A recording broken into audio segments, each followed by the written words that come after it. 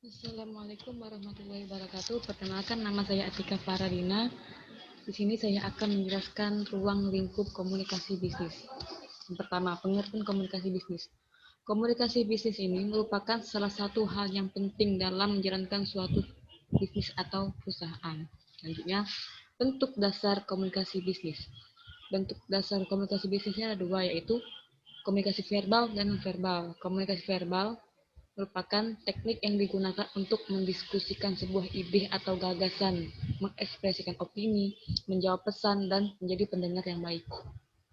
Berikut ini beberapa kegiatan yang membutuhkan komunikasi verbal. Yang pertama, tertulis, seperti memo, proposal, aneka surat bisnis, dan laporan bisnis. Yang kedua, lisan, seperti briefing, negosiasi, wawancara kerja, dan presentasi bisnis. Yang kedua, komunikasi nonverbal. Menurut data psikologi, bahwa 90% orang menggunakan komunikasi nonverbal yang didominasi oleh bahasa tubuh.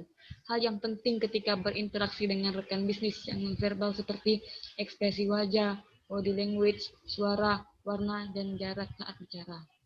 Selanjutnya, tujuan komunikasi nonverbal ada 6. Yang pertama, memberi informasi. Yang kedua, mengatur alur percakapan. Yang ketiga, ekspresi emosi. Yang keempat, memberi sifat melengkapi pesan-pesan verbal. Yang kelima, mempengaruhi orang lain. Dan yang terakhir, mempermudah tugas-tugas khusus. Selanjutnya, proses komunikasi. Proses komunikasi ada 6, yaitu yang pertama, pengirim mempunyai suatu ide atau gagasan. Maksudnya, sebuah proses penyampaian dapat dilakukan, maka pengirim pesan harus menyampaikan ide atau gagasan apa yang dia ingin sampaikan kepada pihak lain. Yang kedua, pengirim mengubah ide atau gagasan menjadi suatu pesan. Dalam suatu proses komunikasi, tidak semua ide dapat diterima atau dimengerti dengan sempurna. Maka dari itu, proses komunikasi dimulai dengan adanya ide dalam pikiran, yang lalu diubah menjadi bentuk pesan seperti kata-kata, ekspresi wajah, dan sejenisnya. Yang ketiga, pengirim menyampaikan pesan. Maksudnya, memindahkan atau menyampaikan pesan melalui berbagai saluran yang ada kepada si penerima. Yang keempat, penerima menerima pesan. Komunikasi antar seorang dengan orang lain akan terjadi bila pengirim mengirimkan suatu pesan dan penerima menerima pesan tersebut. Yang kelima, penerima menafsirkan pesan. Setelah menerima pesan, selanjutnya adalah bagaimana ia dapat menafsirkan pesan. Suatu pesan yang disampaikan pengirim harus mudah dimengerti supaya penerima mudah untuk menafsirkan pesan tersebut.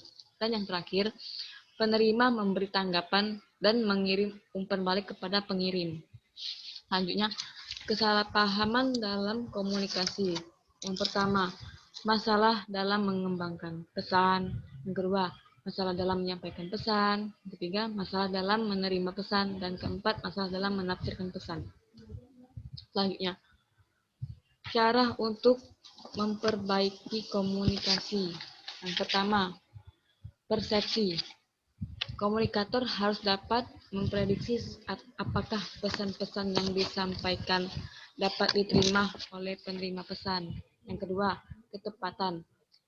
Agar komunikasi yang dilakukan mencapai sasaran, maka seorang perlu mengekspresikan sesuatu sesuai dengan apa yang ada di dalam kerangka pikir mereka. Yang ketiga, kredibilitas. Maksudnya, komunikator perlu memiliki suatu keyakinan bahwa para audiensnya adalah orang-orang yang dapat dipercaya, dan begitu sebaliknya. Yang keempat, pengendalian. Audiens akan memberi suatu reaksi atau tanggapan terhadap pesan yang disampaikan. Reaksi mereka dapat membuat komunikator tertawa, menangis, bertindak, mengubah pikiran, atau lemah lembut. Dan yang terakhir, keharmonisan. Komunikator yang baik tentu akan selalu dapat menjaga hubungan persahabatan yang baik dengan audiens.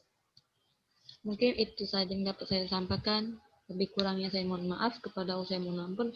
Wabillahi taufiq wal hidayah. Wassalamualaikum warahmatullahi wabarakatuh.